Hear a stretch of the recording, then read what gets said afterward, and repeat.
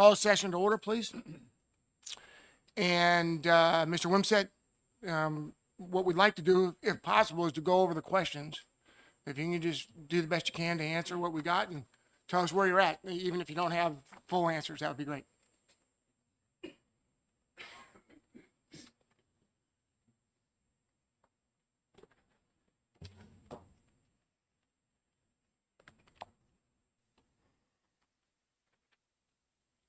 Good morning. Good morning, sir. For the record, my name is Mike Wimsett. I serve as Director of the Waste Management Division for the New Hampshire Department of Environmental Services.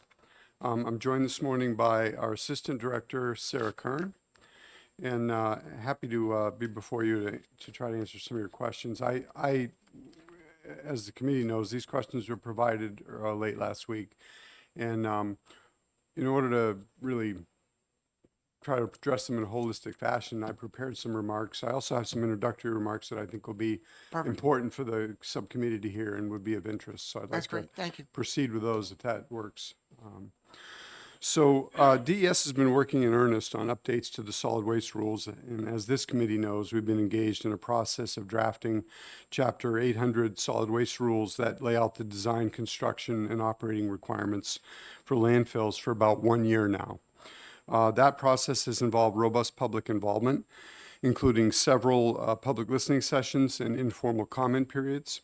For the Waste Management Division, the first step in the formal rulemaking process begins with presentation of its proposed rules to the New Hampshire Waste Management Council, and that's prior to filing a rulemaking notice under the Administrative Procedures Act. The enabling law is RSA 2109 that establishes the New Hampshire Waste Management Council, and it provides that the council has 3 important roles. The first is to consult with and advise the director on the division's programs and operations. The second is to hear all administrative appeals of the department, of department decisions that are administered by the division. And the third is to review and weigh in on administrative rules proposed by the division. And under the statute, the division presents its proposed rules to the council, and the council has 15 days to present any objections to the proposed rule. If the council objects to a rule, the commissioner may adopt the rule only after presenting a written reply to the council detailing the reasons for adopting the rule over its objections. And in keeping with those requirements, on January 18th, the division appeared before the Waste Council at its January meeting, and we presented draft initial proposals for Chapters 100 regarding definitions, Chapter 300 regarding permitting, and then Chapter 800, the landfill requirements. During that meeting, we heard many questions from the council expressing concerns about the potential impacts of the rules, particularly with respect to Chapter 800. And in the weeks immediately following that presentation, we received substantive comments and requests to meet from both public and private members of the regulated community. So specifically, excuse me, we met with representatives of the Androscoggin Valley Regional Refuse Disposal District, which operates the Mount Carberry landfill in Success. The Waste Management of New Hampshire, which operates the Turnkey landfill in Rochester. Casella Waste System, which operates the NCES landfill in Bethlehem. And Resource Waste Services, which is a company that processes C&D materials in Epping and Salem, New Hampshire. They expressed significant concerns about the draft rules and their potential impact on future expansion, development, and operation of solid waste landfills and associated cost impacts. We considered these concerns, and in some areas we determined that there were appropriate changes to the draft proposal that should be made. So we did that, and we returned to the council at its February meeting on February 15th to present a revised draft proposal. And that's a copy of which has been provided to this subcommittee, and it is a track changes copy, so it shows what changed from January 18th through the 15th of February. And at that meeting, the council took public comment from industry representatives expressing many of these aforementioned concerns that I just outlined. As a result of this, the council decided to schedule a special meeting 1 week later on February 21st to further discuss the rules. Immediately prior to that meeting, the council was presented with a letter from attorneys representing Waste Management New Hampshire, Inc., which outlined the company's concerns about the February 15th draft rules. During the meeting, each counselor in attendance expressed significant concerns about the potential impacts of the proposed rules, including their concerns that the rules would make it too difficult to expand existing landfills or to site new landfills, would unnecessarily increase construction and operational costs of landfills, and would drive up disposal costs, burdening citizens, municipalities, and the New Hampshire business community.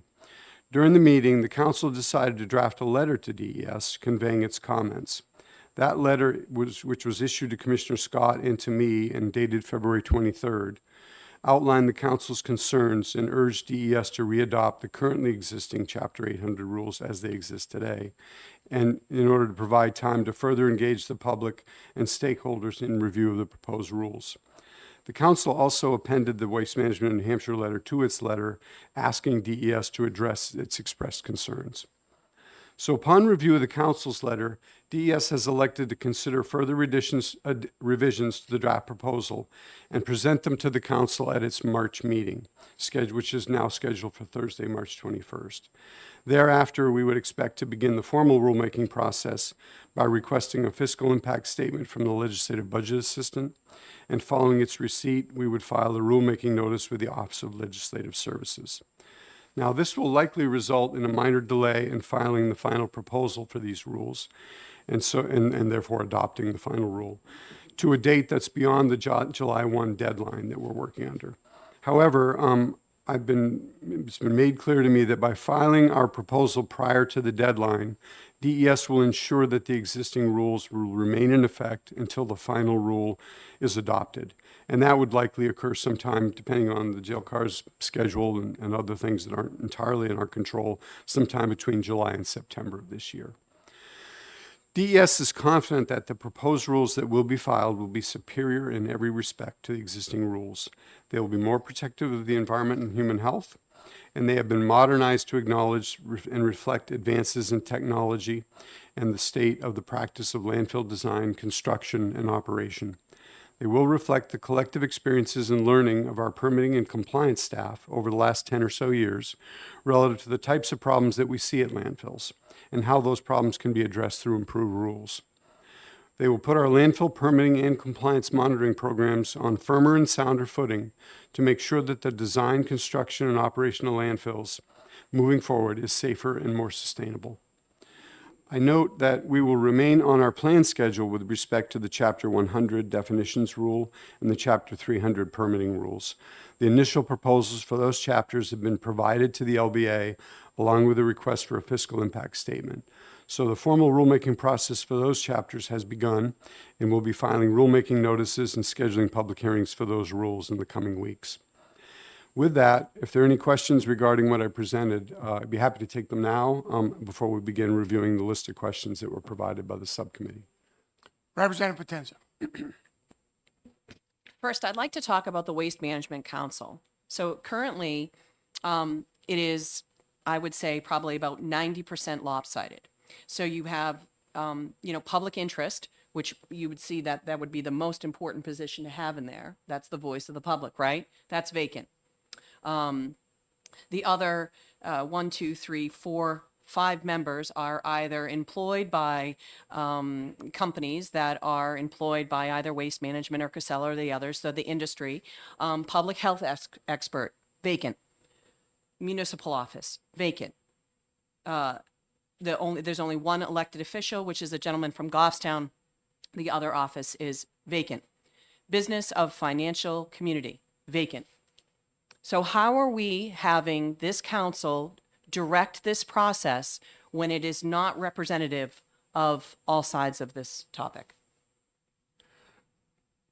It's certainly true that the council has suffered from vacancies for a number of years. I'm not going to offer an opinion on that. That the law is very clear that the council has a key specific role in our rulemaking, and we of course observe that role as we proceed with our rulemaking activities. One question, does DES assign, appoint, or control who's on the council? No, those appointments are made by the Governor and Council. Okay, and is DES required to go to the council in its current format to get approval of what they do? Absolutely. Okay. Well, and again, approval is a strong word. Guidance. guidance and The feedback. specific role is outlined very clearly in the statute, and we are required to, the most, I think, important thing is we know that whenever we're going to do a rulemaking, the very first step in beginning that formal rulemaking process is presenting that initial proposal to the council. But you do not control who's on the council. We do not. Okay, thank you. Representative Haskins. Thank you very much. Good morning. Good morning. So I don't know much about this. And, this is my first term, so I'm learning how all the agencies work together. But to Representative Potenza's point, this undermines public confidence. And that's one of the issues that we're dealing with. The fact that these vacancies have happened over years and haven't been addressed puts the public in the back seat when it comes to how the process is set up. And as we go forward and want to work together, we represent the public. So you can see why those vacancies for public health and for whatever the other one was, public interest, public anything, you can see why that undermines public confidence. Do you agree? Or do you understand? I understand your remarks. I'm not going to comment or disparage the council as is currently Well, comprised. yeah, I don't intend to disparage them. I just intend to reference the fact that this is the result. And so as we go forward representing the public, we want their voices through us to be heard. Okay, so let me propose this. So first of all, Mr. Wimstead has nothing to do with the Waste Council other than I he know that. reports to them. Well, but this whole line of discussion, what I would recommend is that we allow DES to go through the questions that we asked. Once we go through those, we only have 50 minutes left before we have another session. And so if we can allow them to go through that, and then we'll pursue questions from there. Because we could talk around this for the next 50 minutes and get nothing done. But I'm not going to talk about the specifically with the council. He made reference to the council. He made reference to going to the council, saying that the rules were too restrictive, and then they weakened the rules.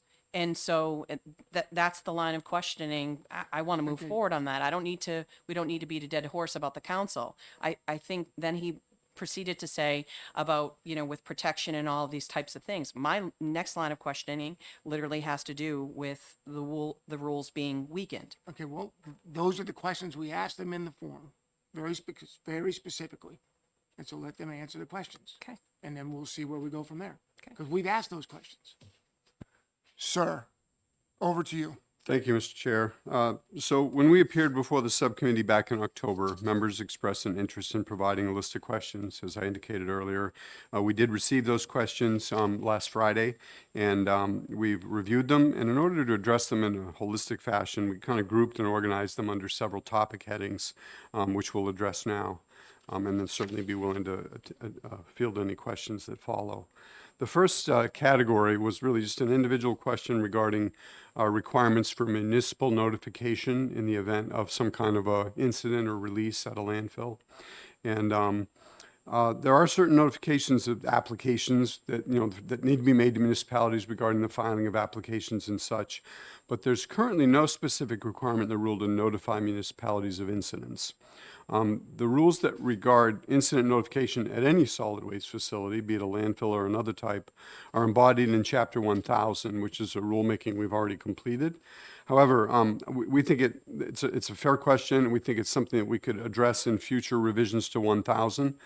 1000 doesn't expire for 10 years, but that doesn't mean we can't start rulemaking on it next year or next week. We often go in, we have to readopt all our rules every 10 years, but we often go in for other rulemakings in between that time to make desired changes. So that's something that we would consider. In the meantime, DES will include provision for notification of municipalities about incidents, release incidents, and copying them on correspondence related to those incidents in our operating procedures. So that's something that, I think we can make happen in the absence of an immediate rule change. The second Take them one at a time. Sure, absolutely. It's a pleasure of the committee, absolutely. Go ahead. Thank you, Mr. Chair, and thank you for that. I do appreciate the insight around, guidance. Do you anticipate going through GLCAR and requesting an administrative rule change preemptively within the 10 years? I mean, I Is that a think possibility? it's fair to say that we are engaged in rulemaking on a pretty full-time basis. I mean, if we were to only amend our rules every 10 years, there would be a lot of things that would be left undone. We often receive directives from the legislature to address certain things, so we go to rulemaking for those things. And we will undoubtedly be doing additional rulemakings in the coming months and years regarding, outside the need to readopt. So we'll have an opportunity to do that, and I think that's a fair request. Okay, thank you. The second category is regarding citing stringency, and the subcommittee had requested a demonstration that the proposed citing rules to demonstrate that the arguments by the industry that the rules are too stringent and excessively eliminate sites from consideration, to provide some proof of that.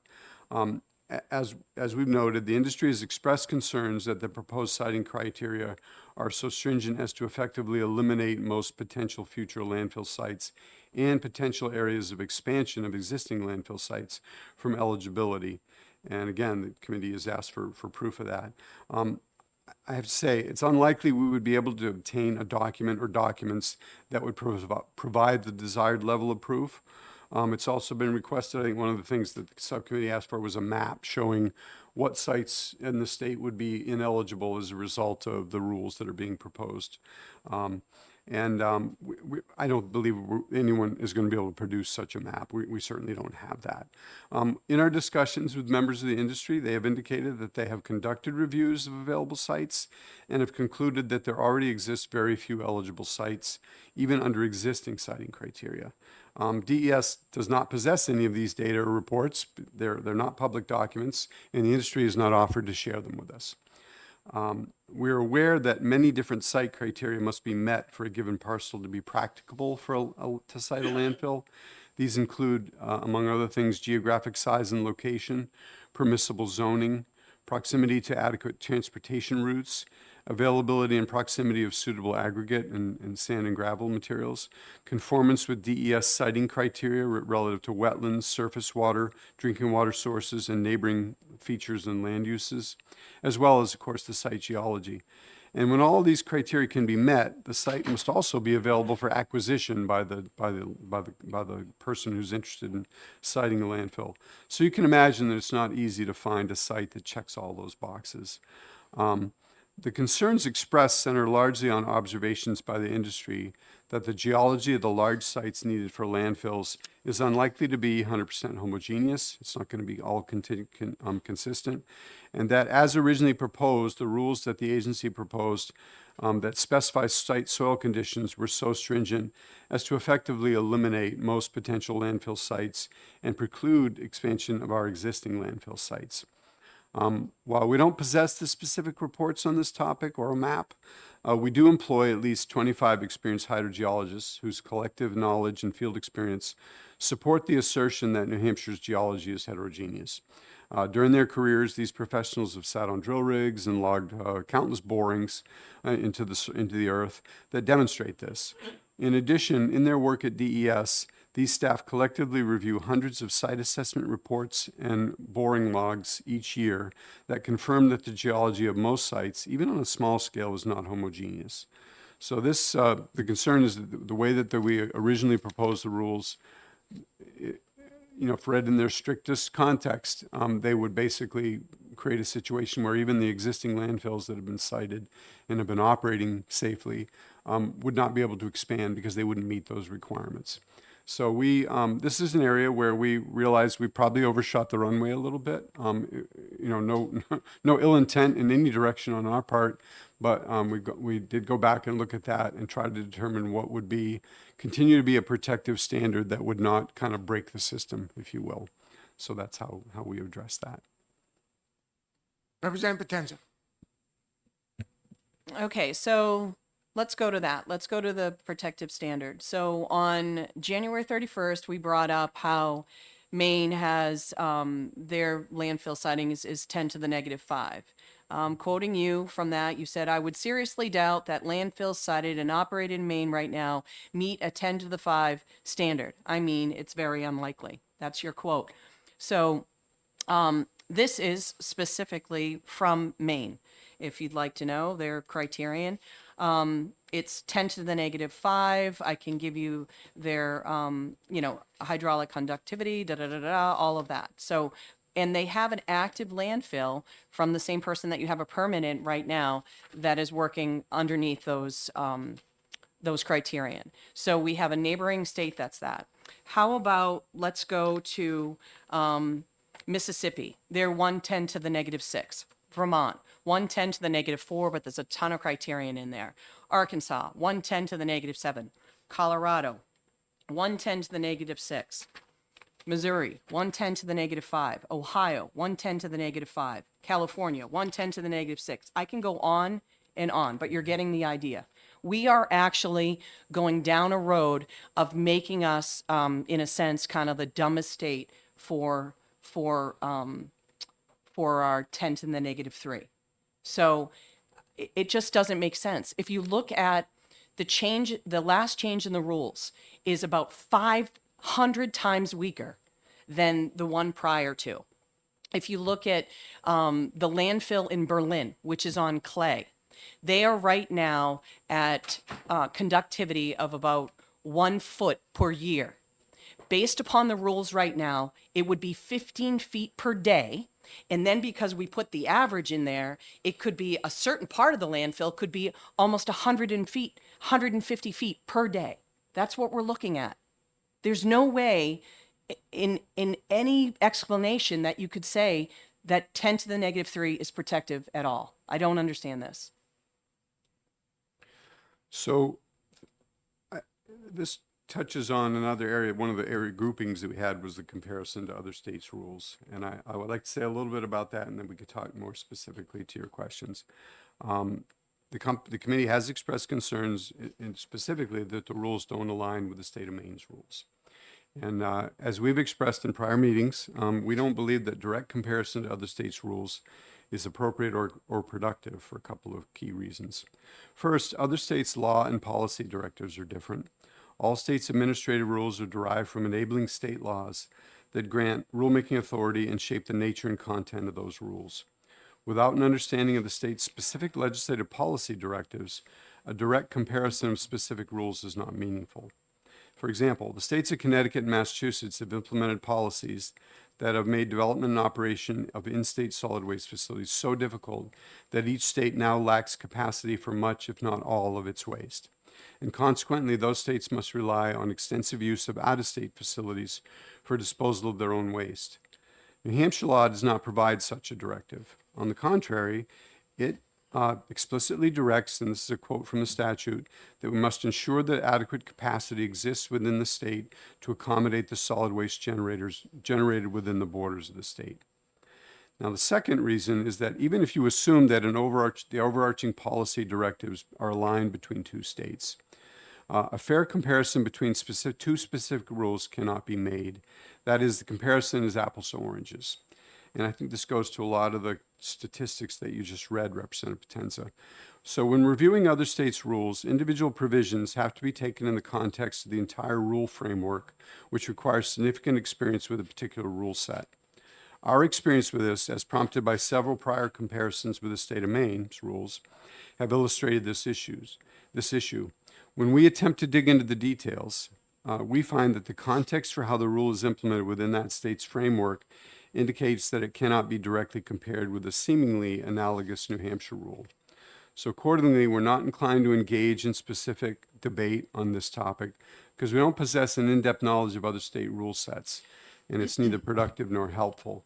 Now, specifically to the hydraulic conductivities that you just cited, without a very specific understanding of what is being required there, which soils are being referenced, and also what the liner requirements are. A lot of states that may have a 10 to the minus 6 or a 10 to the minus 7th requirement are basically talking about, in many cases, a single line facility that's required to have a clay layer, a natural or an emplaced clay layer beneath it That is a way to construct a landfill, and that kind of a landfill can be constructed in New Hampshire. But what we encourage and what our rules encourage is that we use the most sophisticated engineered systems for these facilities as possible. And that's what the industry, without exception, has elected to do. And they construct double-line systems, engineered double-line systems that have double-line geosynthetic liners that basically, we believe, and the industry I think is borne out, provide a much superior level of protection. We're aware that these 10 to the minus 6 and 10 to the minus 7th in place clay layers, while they may be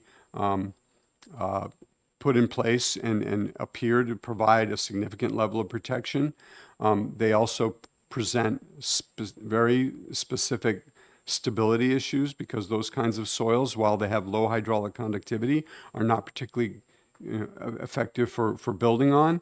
And even when they are done properly and placed and remain stable, they can develop cracks that can basically, so you can imagine you have a very low conductivity layer of clay, and then it develops desiccation cracks that provide a direct fracture route from a leak in the liner to, single liner in many cases, down to the formation.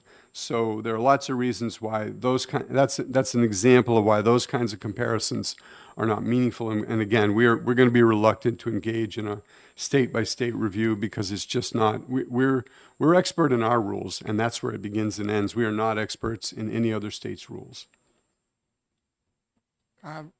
Representative Haskins. Thank you. I'm back to my public confidence because somehow this is the piece that I feel most strongly about. Pardon me. So the industry says they can't expand, they can't build new sites unless they have what they want. There's no evidence. They don't give us any evidence. There's none. There's no map. They won't share. How am I supposed to have, how are we supposed to have confidence that other scientists who are weighing in, and I think are schooling some of us, believe that siting a landfill in sand, because there's a lot of sand available, makes no sense. And I agree with everything Rep. Potenza said. It's gotten from October to December to January weaker each time. I don't feel good about that. And as I represent the people who want to know what I'm doing about it, I have to register the fact that I think it's going in the wrong direction in the rulemaking. Thank you, Mr. Chair, and thank you for taking my. I'm sorry, was there a question there, Representative Haskins? Oh, I'm sorry. Thank you, Mr. Chair. Thank you, Director Wimsatt. Can you speak to, we've talked about it a couple of times with regard to site design tolerances versus in situ design tolerances, and why we have a discrepancy there in going with a less tolerant number in one circumstance versus another. Why are they not the same when you're looking at the tolerances? Okay. Sure. Yeah, and I actually I think it might be helpful if I review a few other sections because I touch on all of those things, and then we can, if I don't address it well, you by all means please press me. So I just want to be clear, I'm not asking for, New Hampshire to mirror other states. I mean, I think it's clear the original rules that came out that we have in place, they're already 1,000 times weaker, at least, than 10 other states that are citing right now. That's what I'm saying. It's not about comparisons and this and land and all of that. I mean, we know the science is clear. I would like to ask a question. How long have you been in the position that you've been in at DES? Since 2007. Okay. Have you done rules yet? Since you've been there, have you written rules? We have implemented countless rules No, during that time. citing land site rules. Representative Potenza, we're gonna stick to the rules that they're. No, I'm writing. just This isn't asking. about, This- this isn't about resumes and everything. It isn't about Well, his that's what resume. you're asking. We're not gonna do it. Oh my Thank gosh. you. I'm just making a point we haven't done this, right? Because these rules have been in place for what, 19 years, 20 years? The rules were readopted 10 years ago, 10 years ago. and there were changes made to the citing criteria. Correct, but like this whole process hasn't happened it's been in place for 20 years, right? 19, 20? You have to look at each individual rule. Some rules are older, some are newer. Again, we make changes to rules bit by bit in many cases. I'm talking about citing landfills. There have been changes to citing criteria that were made, I believe, back in the 2014 rulemaking. Okay, Okay. thank you. So the next category that we'd identified was the citing requirements applicability, and this is a simple one. So the subcommittee had expressed concerns that citing requirements do not apply to the expansion of existing facilities. And that's a misunderstanding of the proposed rules. The citing requirements, while they're not retroactive to existing permitted footprints, do indeed apply to the future expansion of existing facilities. So then, moving on to the hydraulic conductivity of soils issue, the subcommittee had expressed concerns regarding the requirements surrounding hydraulic conductivity of both in situ soils and emplaced engineered soils in locations both under and outside the footprint of the landfill. So there are two categories of soil that are important to landfill siting and construction. The first is the in situ natural soils that exist at the site, and the second is what may be referred to as engineered soils that may be mined from the site or brought in from off-site. The first type, in situ soils, are specified in our landfill siting requirements. The draft that you have before you, which represents the February 15th version, specifies that in situ soils beneath the footprint of the landfill have an average saturated hydraulic conductivity of 5 times 10 to the minus 3 centimeters per second or less, which would be typical of a fine sand or a silty sand. The idea behind this rule is to ensure that landfills are not sited in locations with soils with high values of hydraulic conductivity, as some coarse sands or gravels might exhibit. The second type, the engineered soils, are soils that are selected and in place during the construction process. These soils are important because their specifications and the manner of their installation can be carefully controlled. They are required to be of lower hydraulic conductivity than the specifications applicable to the in situ soils. And because they're installed, their consistency and homogeneity can be assured. They immediately underlie the liner system, and they form the first line of defense in the event of a liner system failure. The rules before you specify that this bedding layer shall consist of soils with a saturated hydraulic conductivity of 1 times 10 to the minus 4th centimeters per second or less, which would be typical of a silty sand, a silt, or a coarse glacial till. Also require that they have no stones greater than 1 inch in diameter and be compacted in accordance with established engineering and ASTM standards. This is all to ensure that a stable and low permeability bedding layer is constructed for support of the engineered double liner system. And I would note that liner system, the specifications are consistent with liner systems under the federal rules for hazardous waste landfills. So they're a very high spec protective liner system that we require and that is indeed built, designed and constructed here in New Hampshire at our landfills. So I can break here if you'd like to further ask about that. Thank you. I think in our previous discussions, we had talked about engineered double liners. Mhm. And then we also talked about the potential of a third clay liner. Right. Is that something that we are still considering? That's not something that has been put into the rules. We are concerned that there are some constructability issues associated with clay. There's availability of materials that can be an issue. And then for the reasons that I described earlier, sometimes you actually end up, it's possible you could very carefully place a clay layer as a triple protection, put it in there, construct the landfill, and then, because keep in mind, the rules also require that the 6 feet below the bottom liner be unsaturated. It has to be, you have to be above the water table. So that clay layer, clays are most effective in terms of low hydraulic conductivity when they're moistened. And so, but by siting that kind of a layer in an area that is designed to be above the water table, even if you do a great job installing it, what the industry has found and what other states have found is that in some cases, these desiccation cracks develop and you end up with actually something that would be much worse and much less protective than just a tight, even just a 10 to the -3 soil. It would actually be convey contamination in the event of a liner leak more quickly than a silty sand, say, or a fine sand. And while we're talking about water tables and given sort of environmental changes that we are seeing with, water levels rising in some places, I'm assuming that those are also factors that you all are taking into account when you're having these conversations around the rules. Yes, and when you cite either a new landfill or an expansion of an existing landfill, one of the key challenges is to ensure that you have that 6 feet of separation.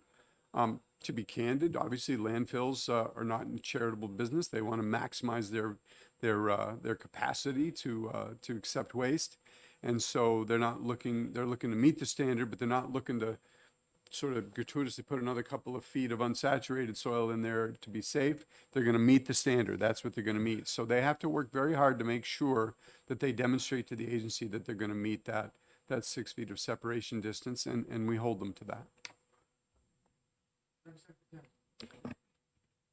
So going back to the statement in regards with sand and stuff. So, so fine sand may be close to 5 times negative to the -3, but DES has now allowed it to be average, which means the substantial parts of the site can be pure gravel.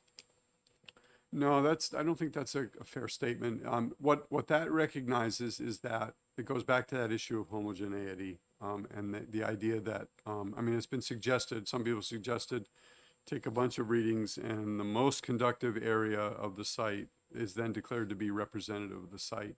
And that's not true either. So what I think we were hearing is that if there isn't some opportunity to look at a representative average of the formation, which we can use our hydrogeologists to ensure that that is done in a workmanlike and in a defensible way, then you could have a situation where one sample of a lens of more conductive material would eliminate an entire site, candidly, in a way that's unfair and then doesn't really make sense. And so that's what we were hearing. Again, I want to emphasize, when we heard these comments and concerns from the industry, we really dug in and we listened to what they were saying and we went back and looked at it.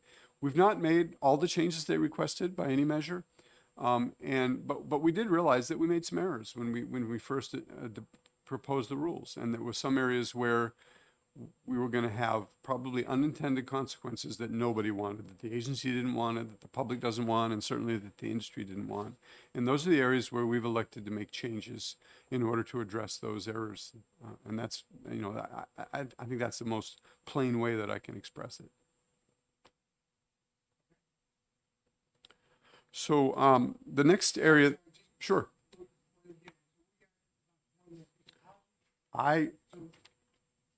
I can deliver the rest of my remarks in probably 5 minutes or less, if that's helpful. Okay. Sure. So the next area that was some questions that centered around what I think really amounts to, do the rules consider climate change?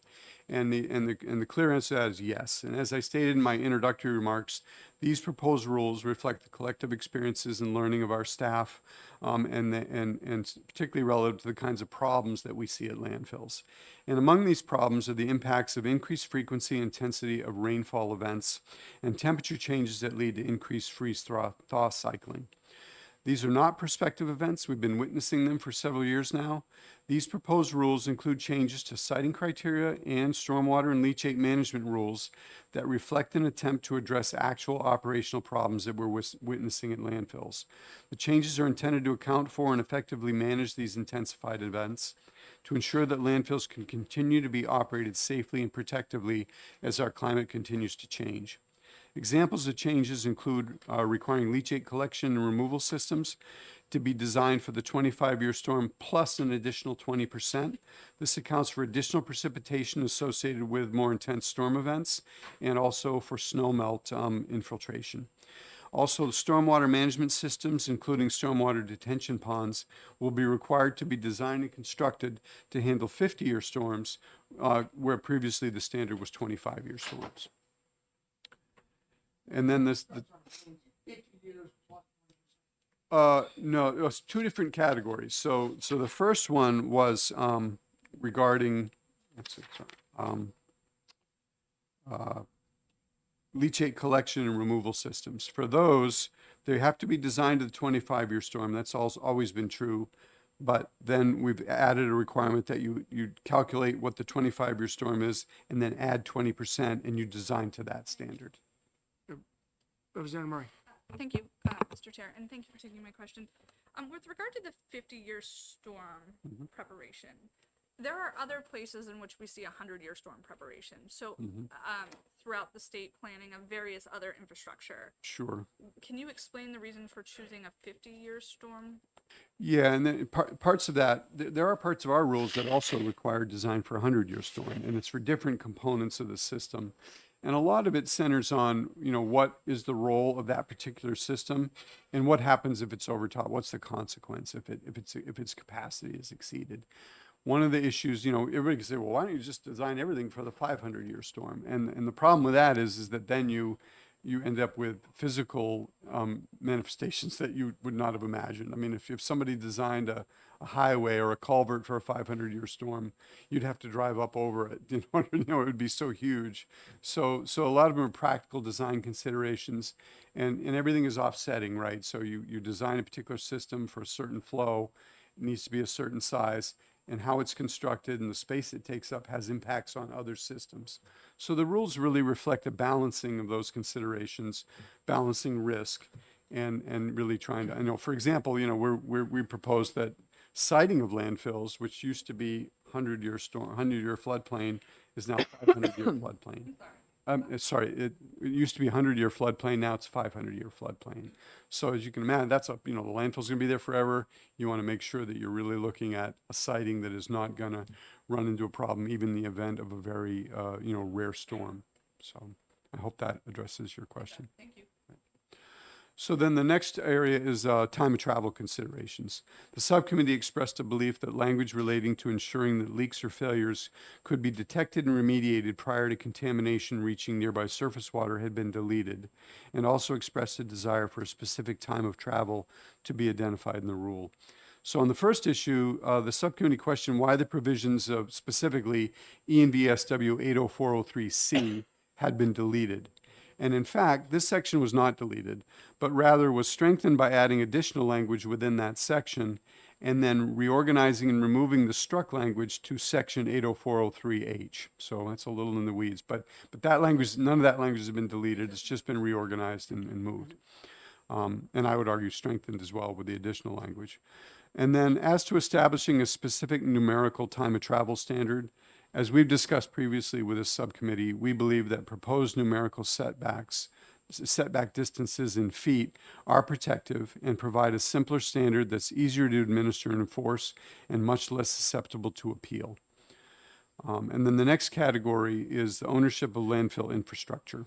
And that was with regard to footprint land, leachate handling, and roads. The subcommittee asked several questions related to the requirement that landfill property be owned by the permittee. And the subcommittee also asked DES to clarify that the landfill includes infrastructure like tanks and lagoons, which I presume it refers to stormwater detention ponds. The answer is yes. These are considered to be included in the definition of facility, and that's actually a statutory definition that stems right from the statute. The committee also asked if this applies to private roads that provide access to the site. This is a topic that's been called into question relative to a permit application that is currently pending before the department. So it would not be appropriate for the department to comment on that topic at this time. And then lastly, the last group that we categorized the questions into was requests to consider additions of certain concepts to the rules. The subcommittee asked about the department's interest in considering several additional concepts or rule provisions. First of all, the subcommittee asked if a rule could be added requiring an applicant to hire an independent hydrogeologist to estimate seepage velocity at the site and calculate a 5-year distance of travel. This was the subject of some previous failed legislation. DES doesn't believe it could impose such a rule without a change in the law.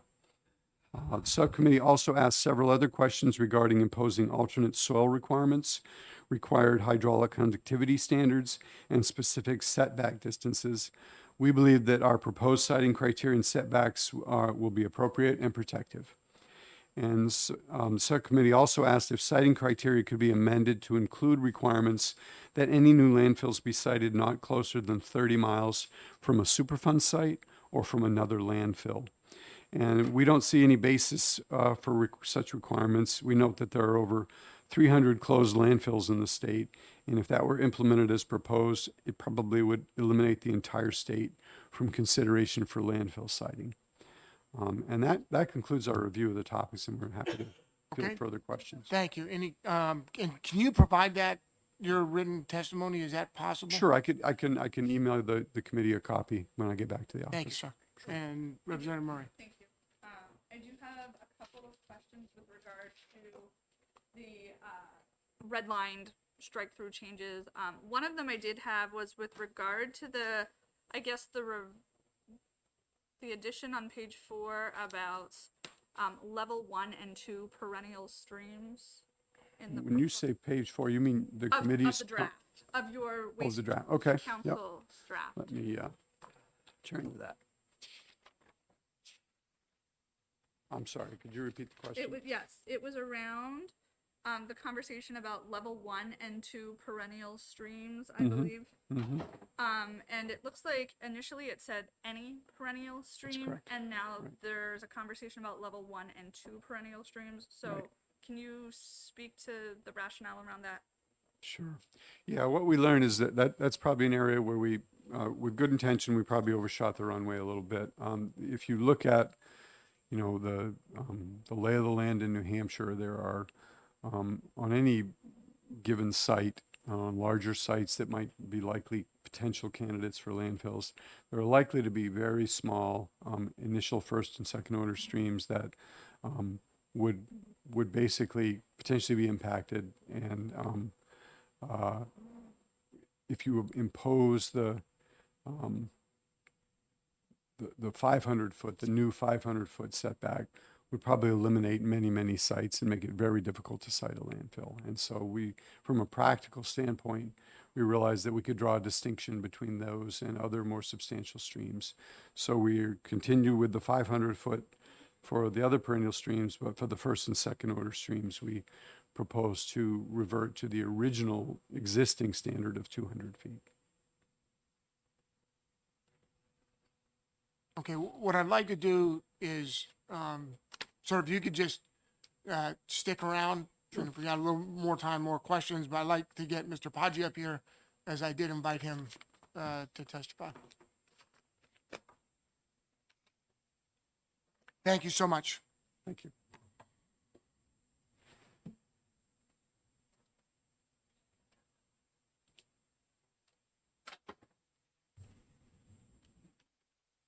Good morning. Good morning and welcome. I just wanted to publicly thank you for inviting us down to take a look at the waste management site on the 5th. Yep. Looking forward to it. Happy to have you there. Yeah, I think that'll be a worthwhile trip for whoever's willing to come. I understand DES will be there. I think that's great as well. Give folks an opportunity to ask questions and discuss the site and just generally what we do as a company and what some of the challenges we have, in the industry. So looking forward to it. Great. And I mean, my question, first of all, is what is your opinion of the process and the progress of the rulemaking from an industry perspective? Okay. Just from a history standpoint, I've been in New Hampshire doing what I'm doing now for over 30 years. I've worked with DES throughout that period of time in an engineering compliance role and currently in an operations role, if you will. My experience, the DES does a great job in the task that's in front of them. Historically, the rules, are updated every 10 years or so, and I've been involved in some capacity in those prior reviews. And in the past, we've had meetings years ago with DES, folks in the industry and folks that were not in the industry, going through issues, changes, concerns, and those were all considered. Currently, I think the process that's being done now is a little cumbersome, but I understand there's folks that are on either side of the table looking at the rules that are currently in place and wanting changes to be made. We have worked through the changes, but also through the rules that are currently in place, and have been able to, develop the turnkey facility and keep that operational. I will tell you, it hasn't been easy under the existing rules. I do believe that the proposed changes, as originally issued, would make it extremely difficult to build out what was currently permitted at that site. We've expressed some of those concerns and some of the nuances in the rules and how we would interpret those. With the DES, they understood the concerns we've had. They've made some of the changes. They haven't made other changes. I will tell you, I don't envy the position that DES is in, because I know they're hearing concerns on both sides of the table, and I think they're doing a great job. I think Director Wimsatt did an excellent job this morning, really summarizing the process and what, has gone on. So I appreciate, his willingness to at least listen to us, even though, they're not taking everything that we've requested under consideration. I understand that to be the case, so understood. Okay. Any questions? Nope. From your perspective in dealing with this issue overall, are there any glaring areas that are going to break our waste management system? I can't point to one specific item. I think it's a accumulation of changes that will make going forward extremely challenging for us and likely for others. We've looked at the property that we have out in Rochester currently and what we own. There is some limited capacity there to continue beyond the 2034 permitted site life. Under the current rules, under the new rules, I think it's going to be really limited if we can continue to operate beyond that period of time. Setback criteria, subsurface conditions, limitations on vertical expansions, a number of different things would, accumulate to making, continue to operate that site beyond 2034 challenge. In fact, there was an article on the front page of the Foresters yesterday citing this. I've had conversations with the city, and they've expressed some concern. But I said, it is what it is. We'll do the best we can, but I can't guarantee that we'll be operational after 2034. Okay. And advice to this committee as we try to look at exactly protecting our environment, protecting and preventing things that have happened in the past, while allowing for a requirement for the state to have waste management facilities. Is there anything that we're not looking at that we should be looking at? I mean, from a rule standpoint, I would just recommend that, the process that was outlined by Director Wimsatt this morning continue to move forward. That those rules will come out for public comment. They'll have additional comments that get submitted, and it'll go through that process. I think they'll be better from our perspective from what initially was submitted. It won't be where they're at for the, relative to the rules that are in place today, but I don't know if I would recommend any changes at this point. There's been a lot of work by DES and their staff to work through the rules and make the changes that folks have presented to them on both sides of the table. So at this point, I don't think there's anything that I would, change at this point. I mean, keeping the existing rules in place would be great. We've been able to work through those, but I know that there's pressure to make those changes or make some changes. And I think the state has heard those concerns and are making changes to try to address those issues that have been presented. So. And Representative Haskins, Representative Potenza have brought up quite a few questions. Really, it's about public confidence. And clearly there's a large part of the public that that doesn't have competence. Right. And so how would you address that from a, what would you say to that, and how do you gain that confidence that what we're doing, in fact, will protect the public from any potential hazards? Yeah, I think, from a permitting standpoint, there's a public process that, applications that get submitted get notified. They're out for public comment. They're made available in a public location at City Hall, at a local library. Notifications are made to all abutters. It's published in a local and a statewide permit. Public hearings are held at the local level and at the state level for any projects. So there's opportunities for folks to weigh in, address concerns that they have through both of those processes. So, I know there's concern on some facilities in the state, but, that's, we're seeing the impact on our operations and trying to protect what we're doing. But I understand there's concerns with other things that are going on statewide, so. Okay. Are there any questions? Any other questions? No, I have a question for the department. Okay. Thank you, sir. I appreciate you coming up and taking the time today. Very Sure. helpful. Thank you. And Mr. Wimsatt, we got about 2 minutes for one question. For one question. Well, until we run out of time, and then we will have another session. I don't know. I just have to go back to optics. The optics of this whole thing is quite upsetting. Like, I'm kind of stunned. We basically have just had Is there all a this question? testimony of, yes, Okay. of the only people that you've met with pretty much since October or heard from, and then the council, are all the industry. And then we have, no disrespect, but we have an industry person, from Waste Management to come speak. Why aren't we having a hydrogeologist come talk to us? I mean, the rules have become weaker and weaker. And that's a good thing.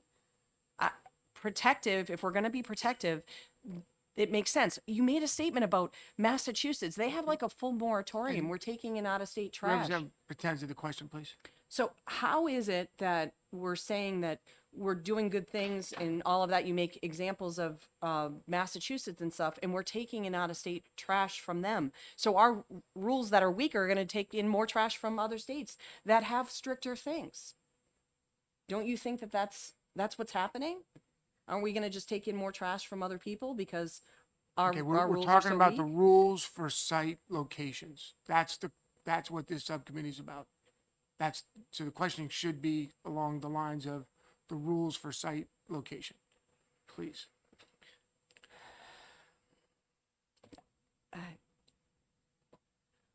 Right now, our rules are hundreds of times weaker, and they've been made that progressively. So, in us saying not looking at other states, well, aren't we going to have to look at other states if our out-of-state trash is almost at 50% at this point? Why aren't we looking at that? If we're making our rules weaker, then we're going to say, bring your trash to New Hampshire. I'm not sure what the question is. I don't know the question. Representative Murray. Thank you. Director, can you speak to the waste disposal hierarchy and whether or not that is something that we have looked at that topic in committees throughout this Environment and Agriculture. SWAG has looked at those, Solid Waste Working Group as well. Does the data that comes from how we at what rate we are landfilling versus other methods affect how you look at the rules? I think it's fair to, well, I will say that, one of the things that I think has been a source of frustration for the public and for the legislature is that we continue, if you look at the portfolio of facilities that accept solid waste in New Hampshire, the lion's share of the waste gets landfilled. And of course, it's been pointed out many times that landfilling is on the bottom of the hierarchy. We have, worked as best we could to try to encourage other types of facilities. We don't propose facilities. We don't propose to construct and operate facilities. We receive permit applications from those who wish to do. and we are duty bound to process those permit applications. I am happy to report that through some legislative action within the last couple of years, we've made some good progress on looking at food waste and organic waste, which comprises a very significant portion of MSW that goes into landfills. And we actually, just within the last few weeks, received an application for an organics waste facility, not a landfill, in the Seacoast region. So that's a positive, a very positive development, something we've not seen yet. So we are making incremental progress in that regard, and we hope to make certainly a lot more. As this committee knows, we've implemented, developed and published and are implementing a 10-year solid waste management plan that has as many of its goals to expand on that, and to improve our position in the hierarchy, if you will. And I think we're going to make great progress there, but we still have we clearly have a lot of work to do. Okay. Thank you so much for your testimony this morning. I appreciate you coming by. You're welcome. We'll take a look, but we might want to have another session sooner rather than later, if you're okay with that. And At the I'll let you know. subcommittee's pleasure. thank you, sir. I appreciate that. So the subcommittee, I just have one question, Representative Potenza. So your comment regarding the Waste Management Council, I think it has a lot of merit. And what I'd like to do is send a note from the subcommittee as a highlighted weakness to the Executive Council. And just send it straight to them and say, hey, listen, we're really not happy with this because we're only getting one side of the, would you help me craft that? And because I think that's the way to, you're exactly right on the issue. But I think the best way to handle that is through the Executive Council, who's the one that's supposed to fill those slots. So if you can help me out with that, then I think that would be helpful. Thank you. Any further questions? Great, thank you. We're right on time, on target.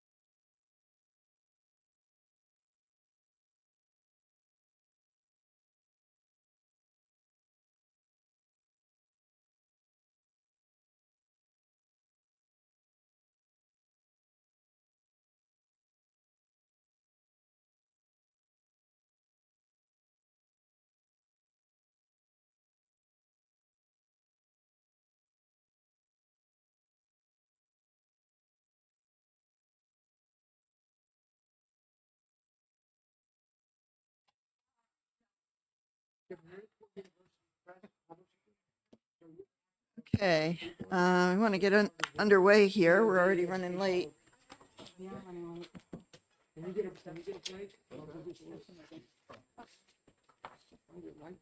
Okay.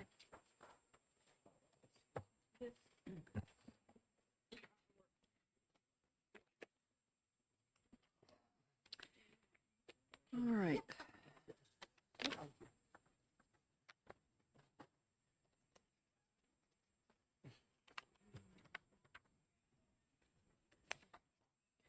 All right.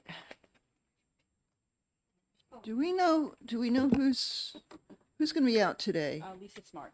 Lisa's going to was be, the only one that sent me in. Lisa's out. Who? Until later. Right. Okay. Kelly we know is out because her son or daughter is in the hospital. Who? Kelly. Oh, Kelly. She's gone? She was here Yeah, I thought before. she- She's I gone. thought her daughter was in the hospital. She was in, I don't know. I don't know. Her things are still there though. Her stuff's still here. Right, so, but she'll be leaving shortly. Okay. She has to leave by Can 11. you- Be right back. Sorry. No worries. Okay. So everybody, please take their seats. And Representative Murray, can you lead us in the Pledge of Allegiance? Allegiance to the flag of the United States of America and to the republic for which it stands, one nation, under God, indivisible, with liberty and justice for all.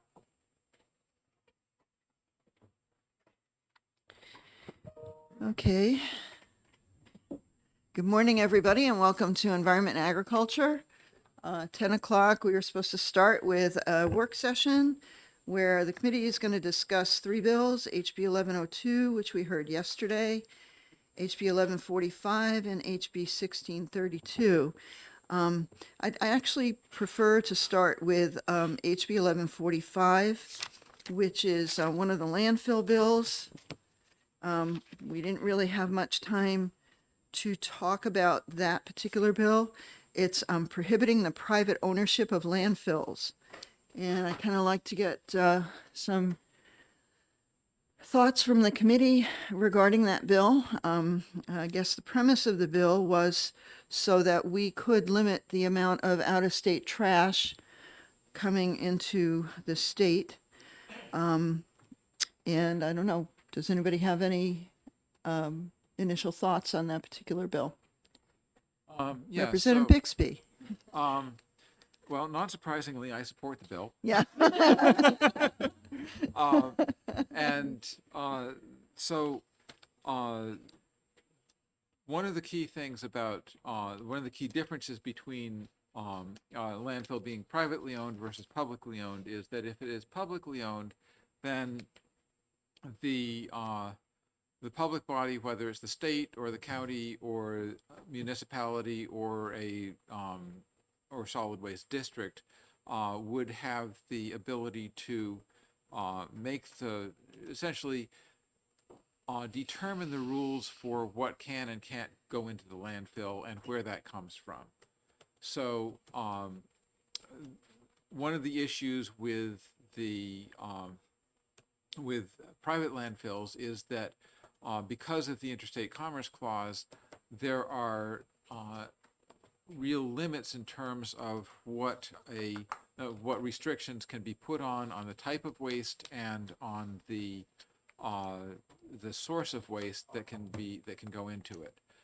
So any rule that for a privately owned landfill, any rule that the state puts on the landfill needs to be applied equally to both in-state and out-of-state waste, and which means that there is very limited capacity to block out-of-state waste, and we heard relative to the other bill that we heard along with this, that there may be some capacity to say block as much waste as an equal percentage of the waste coming into the state as we sent out of the state. But that would still mean that we would be forced to take at least as much as perhaps 15% of out-of-state waste. We wouldn't be able to restrict it further than that. The other thing is that we would not be able to make differential fees between in-state and out-of-state waste. We would not be able to block specific items coming from out-of-state unless we also block those from in-state. So, so there are all sorts of restrictions in terms of what the degree to which we can control the waste going into landfills, if it's coming from, if we're talking about a private landfill. If we have a public landfill, then we have the capacity to make the laws and rules that govern everything that goes into that landfill. And that, given that our natural environment is one of our most important resources in this state. It drives tourism, it drives our capacity to provide safe drinking water, safe air, etc., to the people in the state. Being able to put in place rules that are sufficiently protective is important for our long-term sustainability as a state, both economically and environmentally and in terms of health.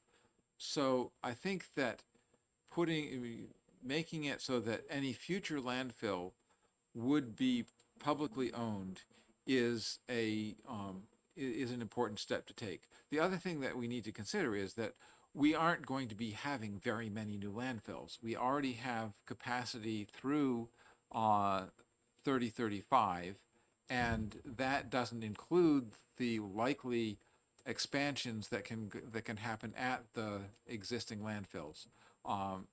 So I think that the idea that this is somehow going to restrict all sorts of commercial possibilities is not really a major factor. So my question though is there's nothing in state statute now that prohibits the state from opening a landfill. That's correct. The state could open a landfill, but that also doesn't prevent new private landfills from being proposed and permitted. And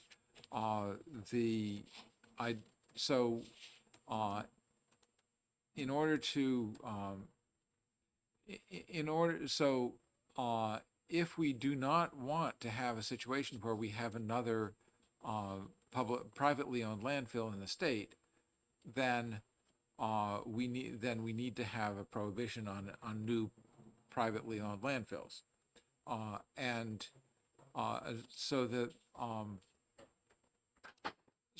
yes, it is possible for a municipality or the state or a county to come up with its own proposal for a landfill, and it would have to meet all of the necessary permitting requirements that DES now has.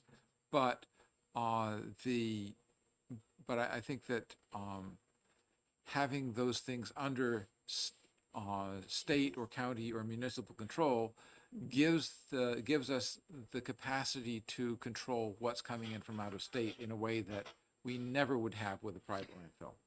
Well, no, I understand the premise of the difference between, how we can control a publicly owned landfill as opposed to a privately owned landfill in terms of the Commerce Clause and what we can accept as from out-of-state trash and what we can charge for it and all of that.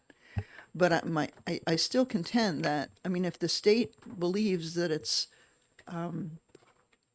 sort of a priority to eliminate as much out-of-state trash, then I would think that, they would have the impetus to want to establish a public landfill. I could do that. I could do that.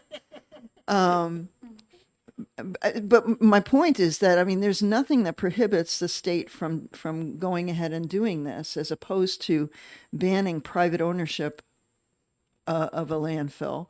I mean, presumably what you want to do is compel the state to then establish future landfills. Only if there is a capacity need that is not being filled. And, Right. And it is also possible that there may be other municipalities or counties that would feel that it would be to their advantage to establish their own landfill. And we have several successful municipally owned landfills. 4 out of the 6 of the operating landfills right now are municipally owned, and they are doing a very good job. So, Are they, do you know if they're limiting how much out-of-state trash they're taking in? yes. Nashua, yeah? So Okay. in Nashua takes none. Is that correct? And Put your mic. They police it, especially on Saturdays, so that people can't come from other communities and dump their trash in Nashua. So, Representative Howard. 2 points. I think that that if we were to have only state-run, we would eliminate the competition from which I know is a little bit anathema to one side of the aisle here, but I also think that the business proposition that one of the naysayers against this was the business community, and I still don't. I would still believe that not all business opportunities are equal, and we would be in better hands if the state was running it, especially if it overrides the commerce laws. Representative Haskins. Thank you, Madam Chair. There's a reason why we haven't done this, why the state hasn't come up with it. This is a billion-dollar industry. They're not interested in local control. It's just very hard to compete in the laws and rules as are currently constructed. And I agree with everything that Rep. Bixby said, and I can't improve on it. I think local control is very important, and we don't have it now. Okay. Representative Dutsey. Thank you. I wish I could cite the article verbatim, but I can't. But I was reading an article recently, and the way we stacked up in the negative regarding landfilling and recycling, we were number 11 in the negative. Connecticut, Massachusetts, Vermont, and Maine, and possibly even Rhode Island were all in the positive. They were like number 46, 47, 48, and 49 in the positive in terms of limiting, either limiting the amount of landfilling that they're doing or improving the amount of recycling they're doing. Okay, that's number one. Secondly, I went to a conference on Monday. There were people there from all across the country. And when they found out that I was from New Hampshire, what do you think the first thing they said? We love going to New Hampshire. I've been to New Hampshire. It's a beautiful state. It's a serene state. We really love your state. And my response was, well, some of us are trying to keep it that way. Okay. So, I mean, I would really be very pro this bill as one step. And the other thing is, by maintaining private landfills, we are inadvertently encouraging trash. Okay, because there's money in it. Okay, it's easy, there's money in it, and we are inadvertently encouraging people not to take the time to recycle, reuse, or refill. So are you saying then that if the state owned the landfill, that the state wouldn't be making that money? No, what I'm saying is that if there's money to be made, then we are inadvertently incentivizing private industry, okay, to open landfills and sell the land. I mean, and people with a lot of land that want to get rid of it, are incentivized then to sell it to these companies. As long as they pass the DES regulations, nobody can do anything about it. And what we need to be thinking about is, just like Representative Bixby has said, it should be need-based, just like they do with hospitals. Okay, a private company can't come in and build a new hospital just because they bought a piece of land. There has to be a needs assessment, and our land is, we're not making any more of it. It's very important. And right now, there's nothing to prevent a company that thinks they can make money to buy a piece of property, get it permitted, and so we could have a flood of landfills, which is exactly what we don't want. Representative Bixby, and then I'll Yeah, go back on this I'd side. like to point out one other aspect of this bill is that if the landfill were to be state-owned, it would have to be managed by a private company, which would then provide a business opportunity, and so that and it could be a fairly lucrative business opportunity for a company that wanted to do the construction and management of a landfill, and they would still have to meet all of the regulations that we have for how landfills are constructed and run, but it means that that the operation of the landfill is really where the money is in the business. It's not so much that you necessarily own the landfill, but you are getting the constant revenue stream from the operation. Representative Potenza.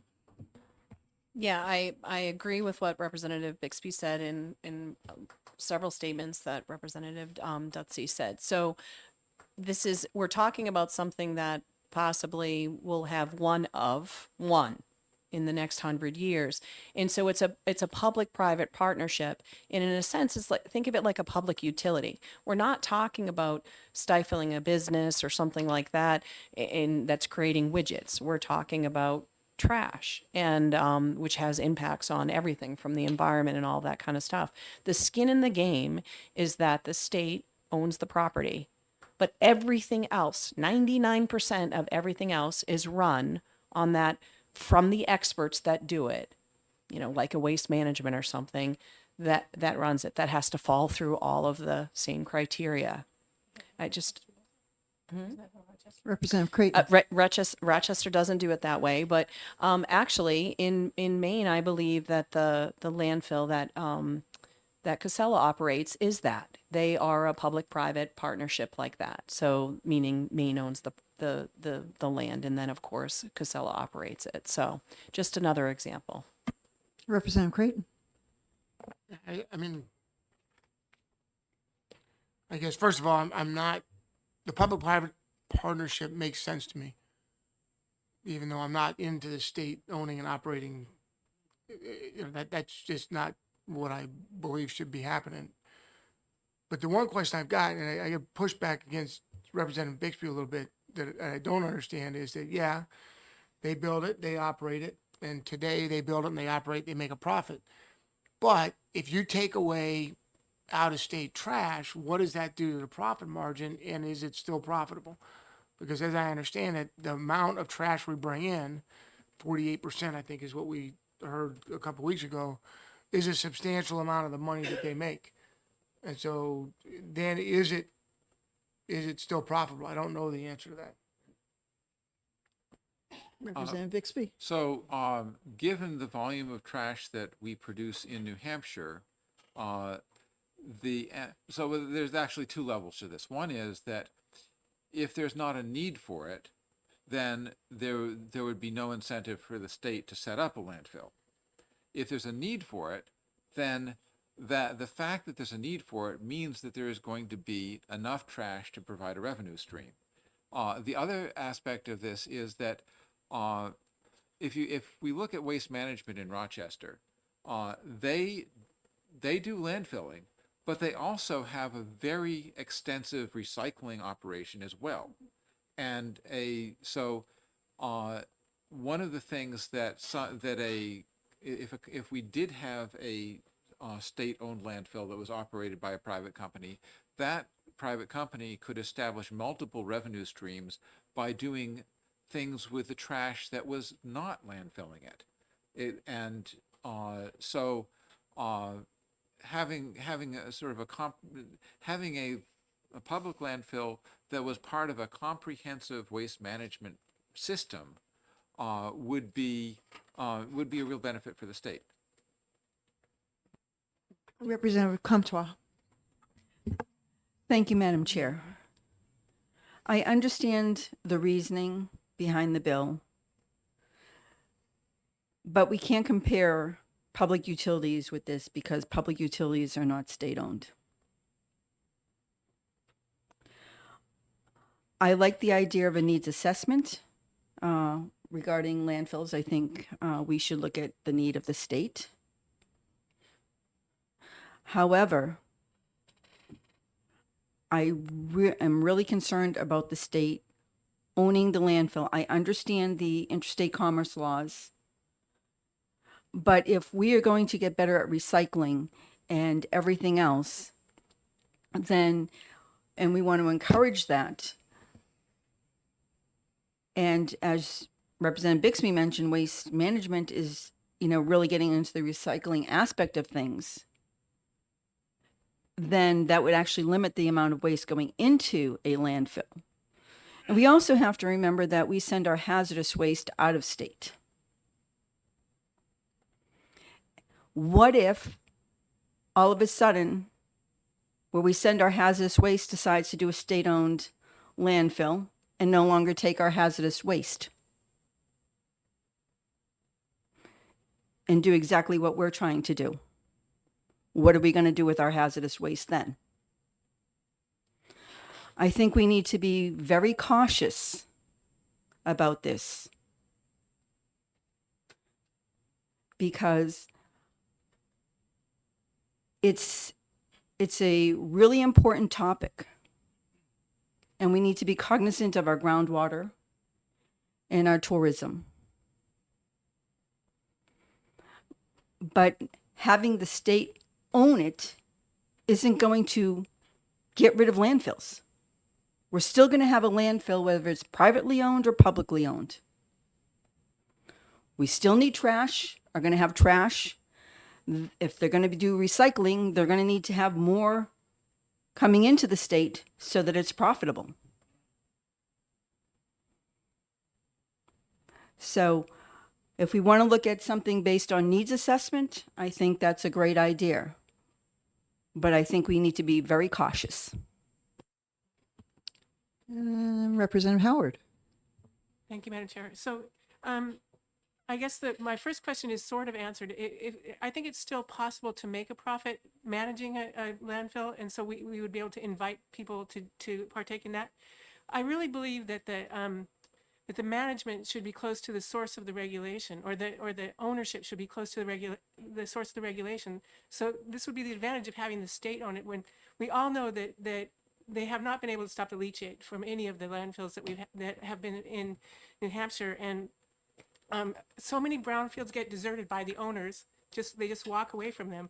I think that if the state owns it, we would have a better chance of better management of the leachate and also better cleanup afterwards. Representative Dutzy. Thank you, Madam Chair. I just want to make 2 points. First of all, our responsibility is to the people of New Hampshire. We do not have a responsibility to make sure that private industry makes a profit. That's their job. Okay, and if they can't make a profit, then they're going to do something else, and then we do something else. So that's the chess game of life. That's what you do. The second thing is that by having it state-owned, we control capacity. And I think that that's what I was trying to say before, and that is what is critical. Because if you allow it for private industry and there's a profit to be made, then there can be overcapacity. And we have, just look at the retail space. We are so wasteful in this country in that we get on a fad, everybody builds buildings, and then all of a sudden there's nobody there to occupy the buildings. So now there's retail space that's empty. We chewed up land. We have, more impervious surfaces that we have to deal with. You have the same thing in office buildings right now. Do we really want that in landfills? Representative Davis? Thank you, Madam Chair. My question is, with a landfill that's state-owned and privately run, where would liability lie in case of an incident? Would the state be on the hook for, not that I'm in agreement with this, but I've heard it said a lot of times, not if it leaks, but when it leaks, will the state be responsible for that? Of course it would. Yeah. Representative Bixby? So, so one of the things that is not in this bill, because there is not an actual plan for a state-owned landfill right now, is the details of how the state would have to, how the state would do the acquisition of the land or the assignment of the land, and how the state, most importantly, how the state would set up the contract with the management, the waste corporation that was hired to manage it. There would be an RFP, and there would be a contract with that management organization, and the liability would be something that would be spelled out in that contract. Okay. Representative Comtois? Thank you, Madam Chair. There is nothing right now prohibiting municipalities or regions from doing a PP partnership. As we said, 4 out of the 6 landfills are publicly owned. And maybe if there was another landfill, it could try the PP partnership thing with the municipality, not necessarily the state or the region where they want to put it. There's nothing prohibiting that from happening right now. Municipalities and regions have the ability to do this. Why are we putting it in statute? Because if your region wants to have a landfill so that they can limit what comes in for waste, why aren't they doing it? I want to also dovetail in, I mean, we can talk about HB 1632 as in this entire discussion as well. And that bill just merely, it doesn't ban private ownership of landfills, but it allows privately owned landfills to put a 15% cap on out-of-state trash. And I mean, for me, I think that that's a more reasonable compromise on this, because you're still allowing the ability of limiting the amount of out-of-state trash within the confines of the Commerce Clause, and then you're not banning private ownership.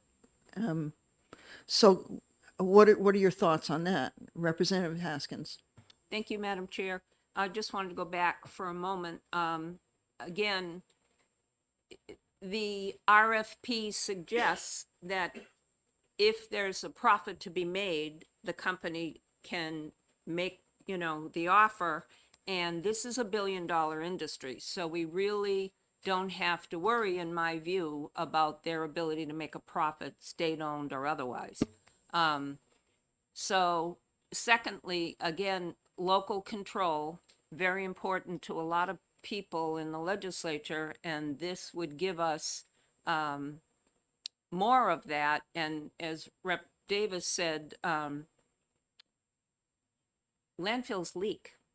And we just heard testimony in the subcommittee about double liners and all the length at which companies go to ensure that it doesn't happen, but it does.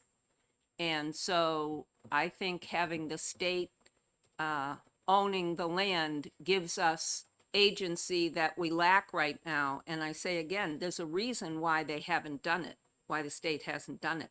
It is very hard to compete with $1 billion industry and all the lobbyists that they have. So I'm very supportive of this bill. And when it comes to the next one,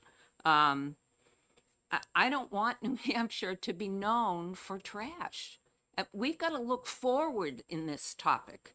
We're not, we have capacity right now and don't need more until 34 or 35. So I want us to look down the road at what we can do to enhance the methodology for recycling and for food waste and all the rest of it, and not open ourselves up to an industry that wants to make a lot of money and take our natural resources. Representative Comtois, and then Thank you, Madam Chair. Just a question on something that you said regarding HB 1632. You said that it would allow privately owned landfills to put a cap on, but doesn't the bill state that they that the cap would be 15%? It's not that they could do that; it's that they must do that. So, just wanted to clarify that. Representative Potenza. My gosh, I've got a bunch of questions now. So first, I wanted to say, this goes back on a statement, I'm not sure who made it, but we talk about we and all of that kind of stuff in regards with the private companies, but these private companies, one of course is in Vermont and the other one is in Texas. I mean, we're not talking about New Hampshire based businesses, that are operating in this private landfill. So I want that to be clear. Like we're not necessarily enriching, New Hampshire business, but here nor there. And then the other piece in regards with 1632, thank you for clarifying. So if we're going to put that, that hard stop on it, then, maybe 1145 isn't necessary. I'm not sure, but I still think if you look at where we're at right now, the current situation that we're at, the state is already on the hook for every problem that happens. So I put a bill in and it's not going to go through. I'll try it again. But surety bonds, if you're going to come into the state and you're going to have a landfill or something, a great example, let's just talk about, the elephant in the room of Saint-Gobain, they are now out. They're cut and run. And most of these companies, as you know, they claim bankruptcy, they found a new LLC, and then we're on the hook for it. I'm working on a report right now that shows this of New Hampshire and the Superfund sites. So, we have to look at that. We're all paying for that, whether it's federal or not, that's all our money. So we really have to start surety bonds are a constant thing. If you're going to come here and we know that all landfills leak at some point, then having that insurance policy, whether it's state, whether it's private, whatever, to protect us in the future, to protect the taxpayers, that's what we should be doing. Almost all other states have that. If you're going to be doing something that's potentially going to be hazardous in the future that could wipe out drinking water for an entire region, it's a big deal. So just my 2 cents. Representative Bixby. Yeah, so I don't see the 1145 and 1632 as being an either or. I think that I think it's a both and so in terms of 1632, I think that it does make sense to put a 15% cap on out of state waste, and I think that one of the things that I'm a little bit worried about with this bill is what happened, how will it fare in court? I think that in terms of the solidness of the legal aspect of it, I think that 1145 is a bit stronger. But in terms of the how quickly it could be effective, I think that 1632 might be more effective in the short run. Mm-hmm. Representative Davis. Thank you, Madam Chair. If the intent of House Bill 1145 is to limit out-of-state trash coming here, what why wouldn't that take the place of 1632? I mean, we're looking to limit the amount of trash that would do it. Mhm. So why would we need to? Representative Comtois? Thank you, Madam Chair. We just put a moratorium on landfills. We just passed a bill that no landfill could be sited until 2028. Well, it passed the House, but this committee passed that, and it passed the House. It hasn't been on consent yet, I don't think. Oh, it has not passed the House yet? Okay, so I apologize.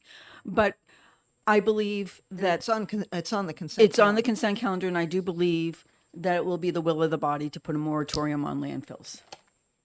I think, I just want everyone to remember that.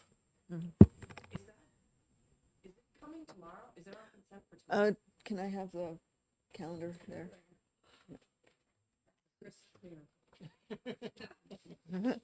Let me just double check. If it's on consent.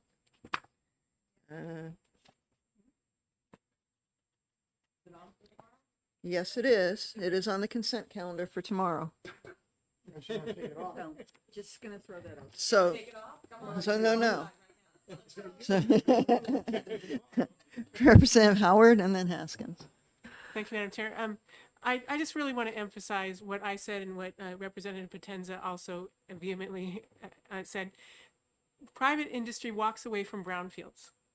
So I think that if we are going to have landfills in the future, we need to have the owners of the landfills be the ultimate responsible entity. I think that it's just too risky to put that much poison into the ground and leave it up to the industry to clean up.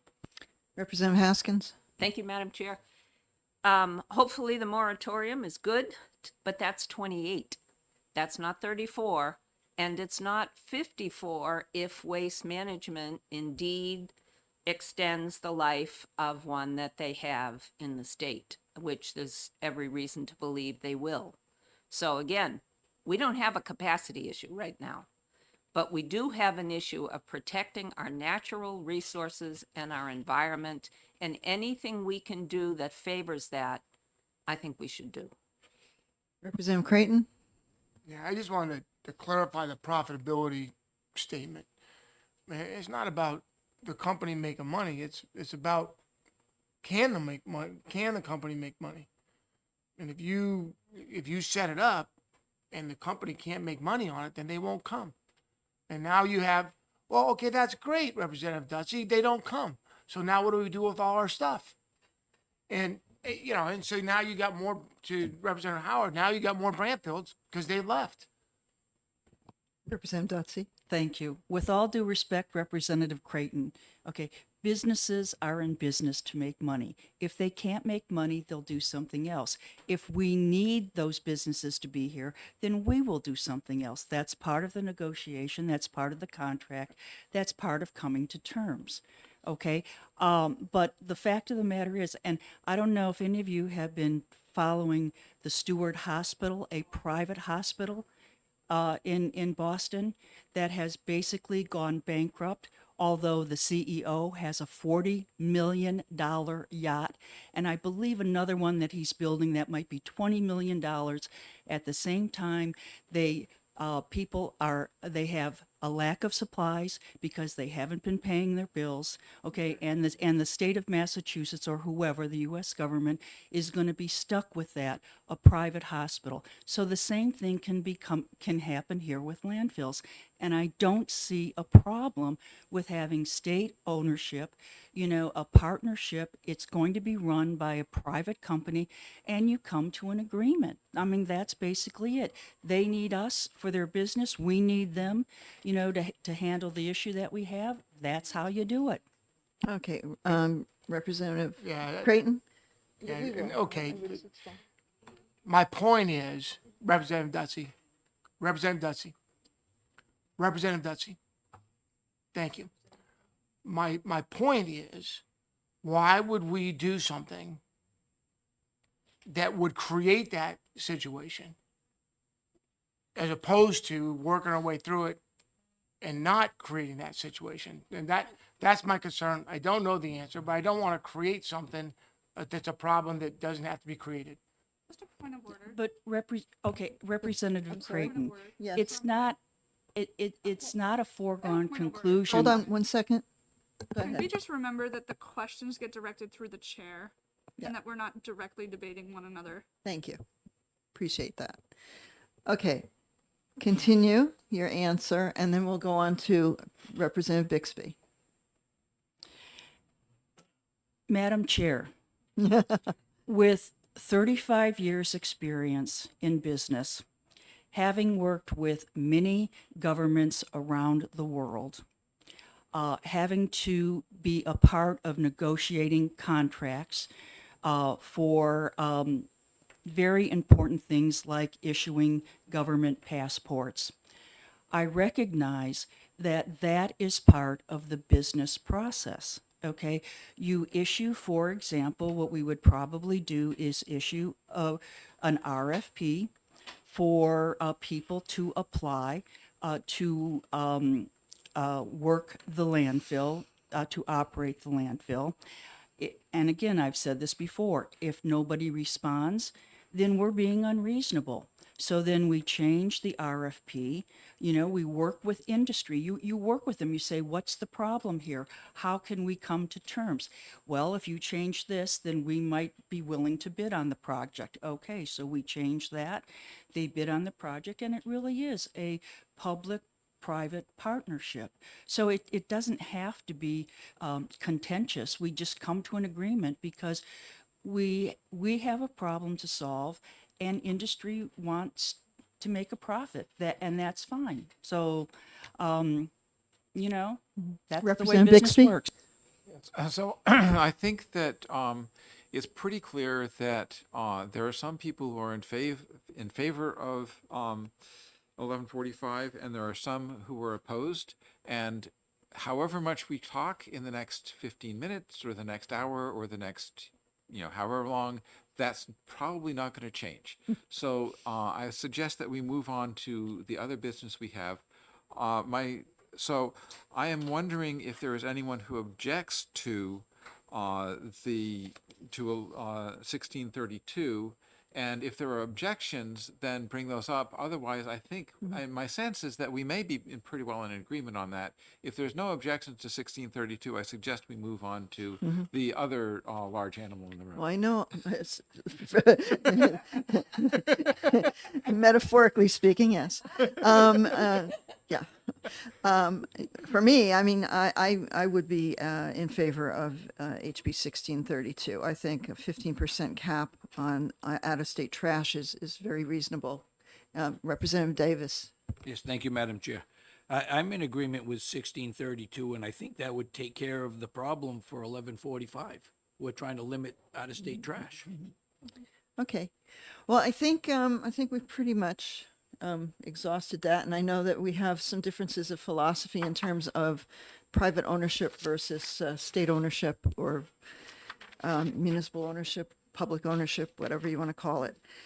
So with that, I think I'm gonna move on from those two landfill bills, and we can then begin discussion on what we heard yesterday for HB 1102, which is relative to the definition of animal cruelty.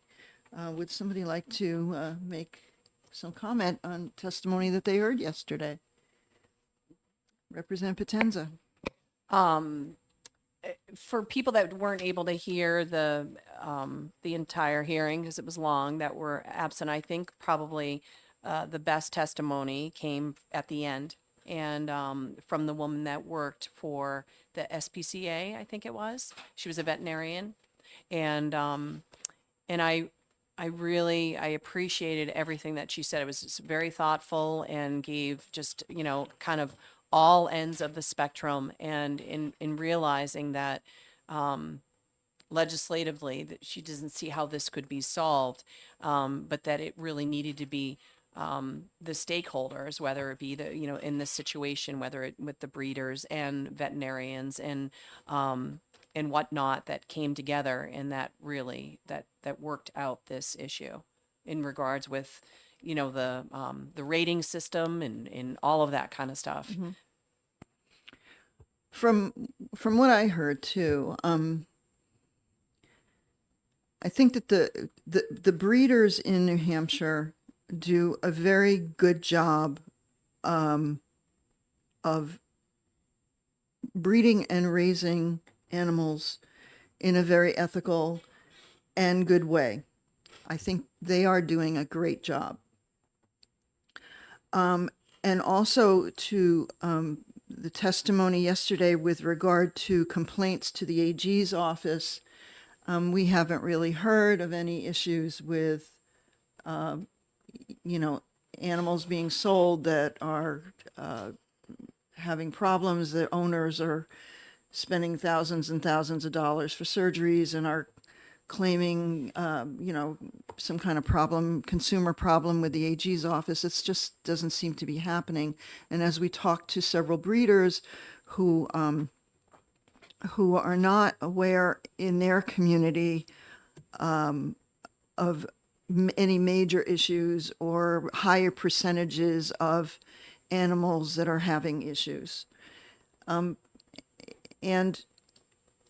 I think what we also heard was that, brachycephaly in and of itself is not an issue, is not a problem. It's a description of an animal skull. And it's not something that equates to illness or sickness. There are brachycephalic dogs, pigs, cats, whatever, that are perfectly healthy and there are no problems. I think the whole issue of intentionally breeding sick animals, I don't know that our breeders would intentionally do that, because look at, they're trying to sell healthy animals. So, I see a lot of problems with this bill. Representative Comtois. Thank you, Madam Chair.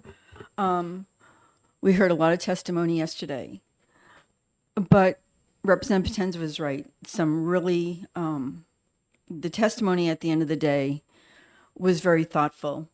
There were a couple people that really stood out. The one that had 22 years and is an animal consultant, has worked in animal cruelty cases. And the woman from the SPCA. And the one thing that stuck out to me, and I can attest to it personally, that I understand this, is one, whatever, I'm going to call it brachycephaly. Okay. Is a description. And breeders do their best in the state of New Hampshire. We have very good animal laws on our books. We require health certificates. We have animal cruelty laws that prevent this type of issue from people from breeding like this. It's probably why we don't hear a lot about it in New Hampshire. But the other thing that really stuck out with me is because I have owned 3 of the breeds that are listed as brachycephalic: a Rottweiler, a Shar-Pei, and a Boxer. All those dogs were healthy. There was never any issues with them. As someone who bred Great Pyrenees crosses, I can tell you that I have never had any issues with my girls. I no longer breed, so have puppies. But my girls and my sire never had any health issues, ever. Healthy, different lines, everything. Was selling over 30 puppies. I ran into one person that got one of my puppies, and it has all kinds of allergies. And when I asked these folks, do you think it could be from environmental issues based on the owner of the dog, they said yes. we have to be cognizant that when people purchase a puppy or a dog, sometimes they could be perfectly healthy, but environmental issues like feeding it too much, making it overweight, not giving it enough exercise, putting it in a home where there's smoke, can all cause issues that can lead to these, these severe health issues. You can have the best intentions. You can have no issues with your animals and still have a puppy that you get passes the health certificate and you find out later on. And the only thing I could contribute it to is the environmental issues. And I just want everyone we heard that testimony from both of those folks that environmental issues are huge in causing these problems. Representative Bixby? Yeah, so I see, looking at this bill, I see two sort of sections or angles on it. One angle on it is what is the underlying problem, and the other angle is what is the suggested remedy. And I think that we did have evidence that there is a problem among some dogs that have a brachycephalic characteristic, that there are health issues that can be either there can be a propensity towards it for in some dogs that have those characteristics, but it is hardly a guarantee, and that maybe there's a higher probability of these problems, but it's not a guarantee. We can't necessarily eliminate that by or breeders cannot necessarily completely eliminate those problems by their breeding choices, although they may be able to make some real progress. It sounds like the AKC certified breeders do in fact work towards making sure that they are breeding towards a healthy standard. However, so yes, there is a problem out there. Exactly how exactly how much of a problem, it's a little bit hard for us to gauge. We heard a fair amount of conflicting testimony. In terms of the solution, this is what really kills the bill for me. The solution is to put it into the animal cruelty statutes. We had a description of how an animal cruelty investigation is carried out, and given the way that it's carried out, the language of the bill would make it impossible to actually execute a successful animal cruelty investigation with the language that was laying out what was considered cruel. So the fact that the remedy is impossible and the problem is not entirely clearly defined, and that the language in the bill that was trying to define the problem does not define the problem very clearly. I think that pretty much tells me that this is a bill that is sufficiently far from prime time that it doesn't even deserve an interim study. Mm-hmm. Representative Howard? I just to piggyback on Representative Bixby's description of the language. I think that the language in the bill actually negates any possibility of it passing. First of all, the reference to birth deformity. We learned yesterday whether they thought that the skull shape caused the problem or not. They all said that it was not a deformity. So there's that. And I also think that the inclusion of intentional breeding is hard to prove, and probably not helpful to the language of the bill. Mm-hmm. Representative Murray? Thank you, Madam Chair. One of the other things that I thought was worth mentioning, and I agree with Representative Potenza's point with the last person who testified, there was conversation about sort of national language around this as well. And I thought that that was a very powerful statement as to the direction of what breed standards we're looking at or those types of things. And then there was also testimony around BOAS testing metrics to have puppies tested for pre-existing health conditions. So for everything Representative Bixby said, I agree wholeheartedly with some of the flaws around that. And so that's really where I am at on it as well. Representative Kenny. Yes, thank you for taking my question statement. I have worked in the veterinary field since I was 16, and the majority of my career has been in veterinary hospitals. I actually worked with the last speaker. I really felt that the end of the day really presented more of what was really happening. And one of the breeders I had remembered from when I was at the animal hospital, I've worked with many breeders over the years. They are truly devoted to their animals and doing the best, whether it's cats or dogs. So I really feel that this bill is really, we can't legislate this. I really feel like it's not something. I think it's something that needs to be through the AKC and breeders and veterinarians to really solve this, and that they really need to do the work. And I think that the breeders in New Hampshire are extremely conscientious. So I really feel that this is something that we really need to ITL. Thank you. Representative Creighton.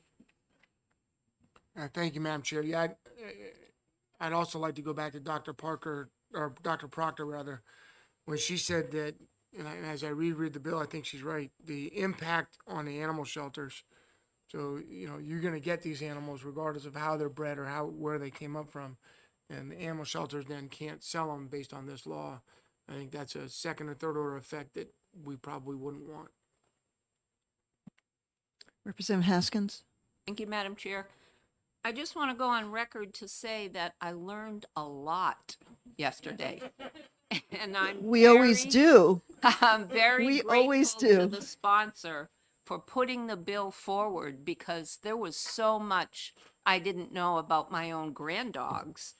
And I'm going to take that information back to my children, because I'm thinking that they don't know some of the things that I learned yesterday, one of whom spent thousands of dollars to have a terrier hospitalized because apparently the surgery did not go well. So they went through a very reputable breeder, but things happen and go wrong. But anyway, hats off to the sponsor for allowing us to hear the information that was very informative and useful. Well, I have to say too, I guess most of us are dog owners or know people who have dogs or whatever, and I can't seem to get away from the fact that when you adopt a pup, there's always going to be something that happens. I mean, we've got a dog, a black lab Ridgeback.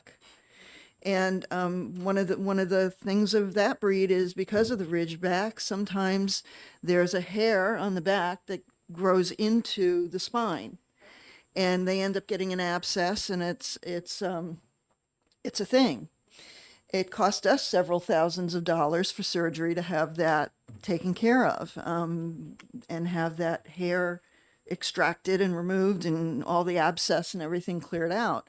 So, I mean, you just never know with some of these breeds what kinds of things are going to happen. And I don't know if the breeder would have come under this kind of legislation. Is that considered a birth deformity? Is that something, a Ridgeback? Is that something that would fall under this? And then, so what happens to that breed? You're no longer able to breed those animals. So I just, there's a lot that's packed into this language here that I just I can't agree with. And I get it. You know, there's some people out there that may be wanting to go to extremes with certain characteristics of animals. But I mean, how do you prove intent? How do you prove a lot of this is as what Representative Bixby had pointed out. In any case, are there any other comments regarding this bill? I think that we can probably move on. Yep. Oh, Representative Potenza. Just wanted to do the same thing that Representative Haskins said, and hats off to bringing this forward. I mean, there was, I don't know, I'm new here, but this was the busiest that we've ever been in here, and it was exciting, and I know that there was, you know, a little bit of stuff, but for the most part, I think that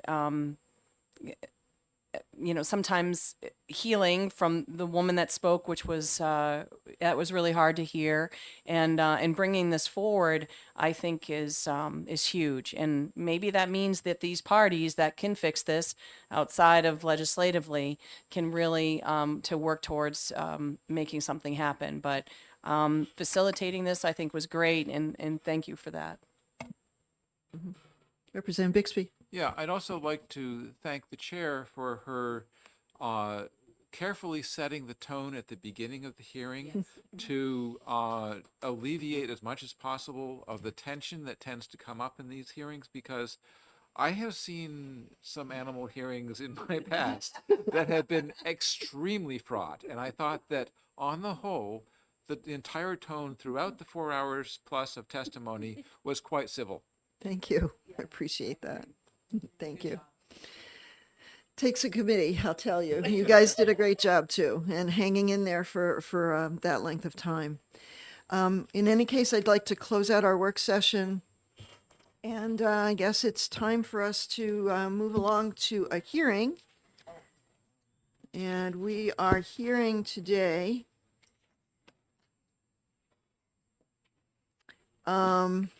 let's see, HB 1463. Oh, wait, got to get my gavel.